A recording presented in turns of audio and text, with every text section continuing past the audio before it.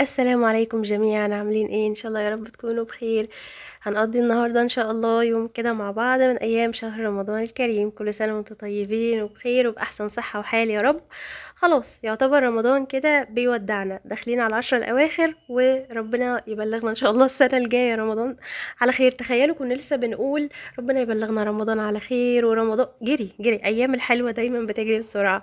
هنقضي اليوم بقى النهارده مع بعض. طيب انا بقى امبارح بالليل كان جايلي شوية حاجات، فحطيت كل حاجة كده في مكانها سريعا سريعا، لأن أنا بدأت زي الشاطرة تنظيفات.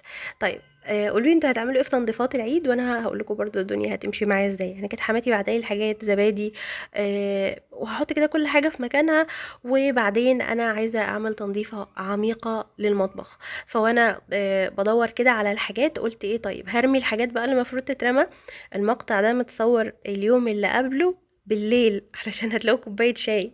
فكنت بجهز لعزومه، فقلت ايه، طيب بدل ما المطبخ مكركب حواليا كده هرمي الحاجات اللي فضيت. فقلت بالمره هعمل لكم زي ريفيو سريع كده، اقول لكم رايي سريعا في الحاجات اللي كنت اشتريتها من جوميا او نون. حاجات لها علاقه بالاكل، مش حاجات لها علاقه بالبشره والكلام من ده.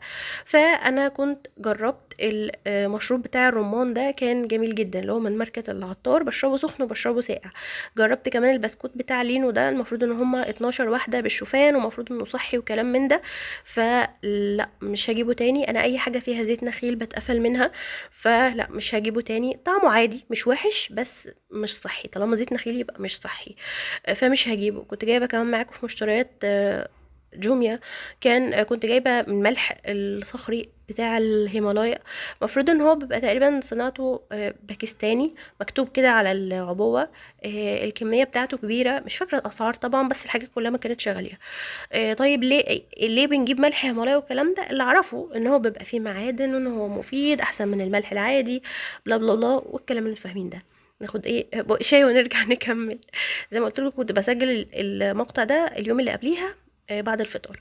فجربت كمان الدقيق الحمص اللي هو الخالي من الجلوتين، اللي كنت جايباه من سنبلة الفرات، الماركة بتاعته سنبلة الفرات.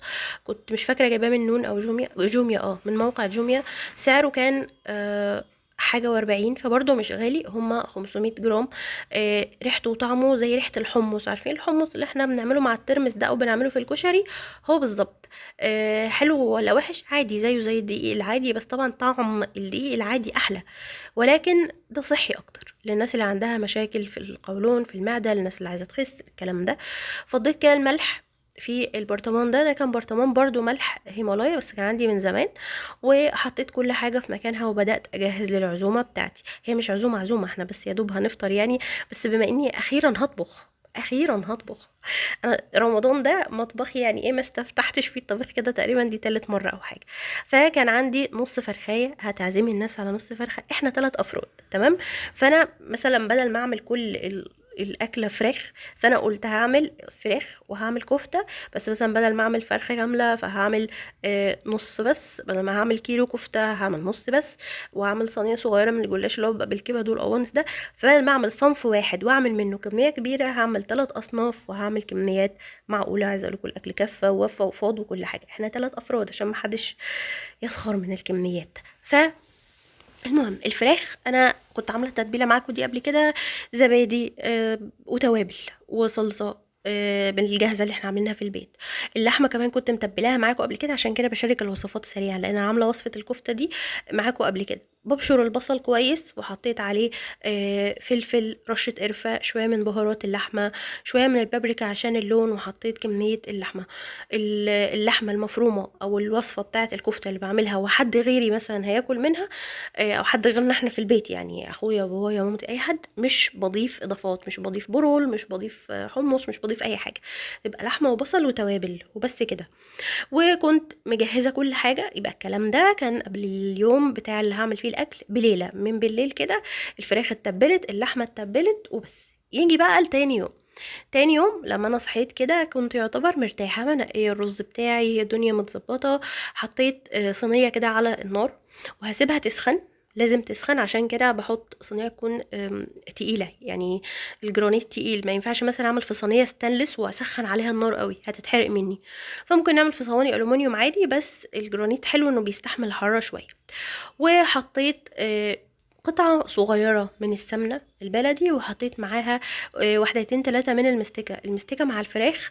بس لما المستكة تسيح كده في المادة الدهنية بتدي ريحة حلوة قوي. هنشوح الفراخ الأول. الفراخ دي أنا زي ما تقولوا هشويها، مش هحط بقى أي مية ولا أي حاجة خالص. لما الصينية بتاعتي تسخن كويس جدا، كنت أنا بقى طلعت الحاجات من التلاجة، اللحمة، الفراخ، وكمان شوية صغيرين كده من الكبد والقوانص، هعمل بيهم صينية جلاش صغيرة جدا جدا جدا يعني. هننزل بالفراخ على الجلد، على الظهر على الجلد، القطعة اللي فيها الجلد. وزي ما انتم شايفين النار الزيت او السمنة المادة الدهنية اللي حطاها بتطشطش كده، بتعمل صوت. لازم تكون سخنة. اول ما هتاخد لون زي ما انتم شايفين كأنها اتشوت كده من الناحية اللي على الجلد دي، هقلبها على الناحية التانية. لما هتاخد لون من الناحيتين ههدي النار خالص، وهنزل بباقي التتبيلة. باقي التتبيلة دي عبارة عن زي ما قلت لكم زبادي، صلصة، توابل، فهي تمام يعني. ومش هحط ميه خالص. طب هي كده هتستوي؟ ايوه هتستوي. اولا حجم الفراخ صغير، ثانيا الزبادي بتطر الانسجه، ثالثا الفراخ اخده صدمه كويسه. انا عامله زي فتحات كده بالسكينه في كل القطع بتاعه الفراخ، وانا بتبلها متبله ليله كامله، فما بتاخدش وقت خالص. لما بلاقيها بقى وصلت للمرحله دي بهدي النار خالص وبسيبها تستوي، وهي هتنزل اي سوائل فيها، هتظبط معايا من غير اي اضافه اي ميه، ومش محتاجه ادخلها فرن ولا اي حاجه. الفراخ على النار، الكفته على النار. طبعا اي مواعين بتطلع في الحوض كنت بعملها سريعا سريعا، علشان بعد الفطار ما يبقاش ورايا حاجه واعرف اقعد معاهم.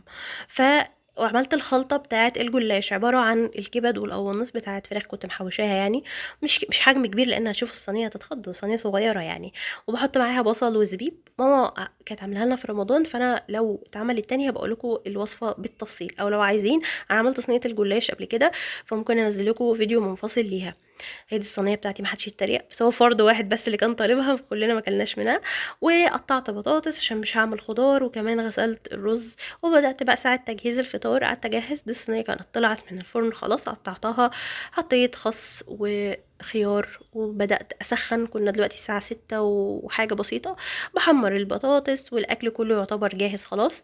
وقت التقديم ما عادش صور بقى سفره وكده، مش سفره يعني، وما كانش فيه زي ما قلت لكم مش عزومه بقى يعني احنا بس كده، بس كنت حابه ان الاكل يبقى شكله مختلف شويه.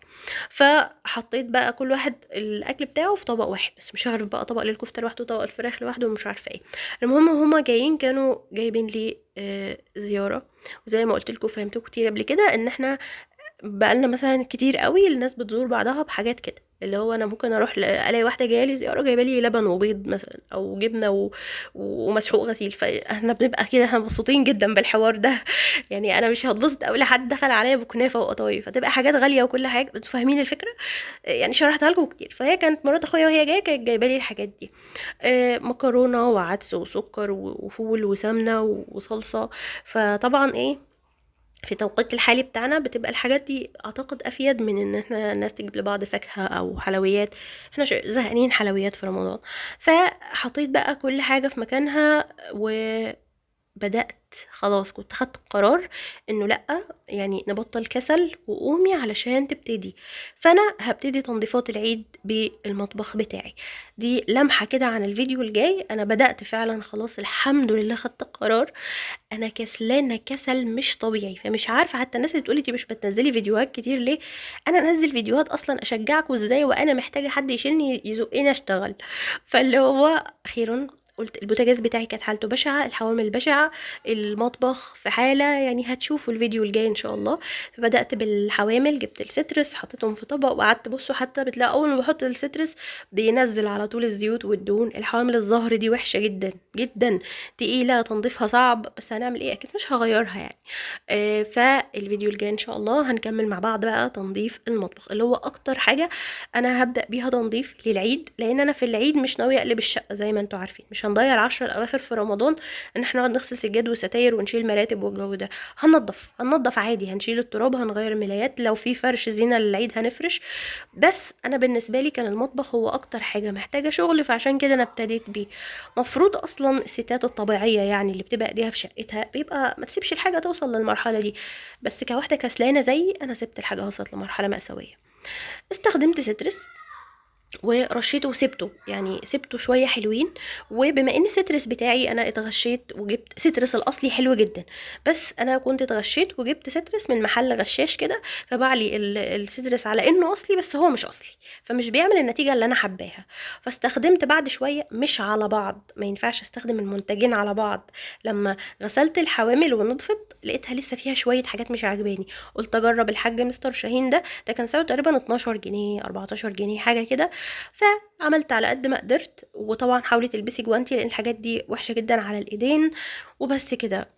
بعد كده شلت سجادة المطبخ وعملت فيها حركة ريحتني وانقذتني. انا ما غسلتهاش في يومها، جيت بالليل وقمت حطاها في البانيو كده وتنيتها على بعضها ونقعتها ليلة كاملة، وتاني يوم الصبح مسكتها بقى غسلتها وخليتها زي الفل. نضفت معايا اكتر مره اغسلها وتبقى نظيفه. حكايه نقع السجاد والمشايات من بالليل في اي حاجه، في كلور بقى، في مسحوق، في ميه سخنه، في اي حاجه، وان انا انقعها واجي تاني يوم اغسلها، دي بتبقى بتسهل جدا، بتخلي حتى لو فيها بقع، خصوصا سجاد المطبخ ممكن يبقى فيه زيوت، ممكن يبقى فيه حاجات كتيره، فسهلت عليا الليله كتير قوي. دي لمحة مختصرة عن اللي انا هعمله في الفيديو الجاي، علشان انا كملت تنظيف المطبخ بقى عميق شوية في الفيديو الجاي، فهنتشجع مع بعض ان شاء الله. دعواتكم كده ان انا ابقى يعني سريعة وامنتجه وانزله لكم. بس كده، واستنوني قريب ان شاء الله في فيديو جديد، وشكرا جدا ليكم، سلام عليكم.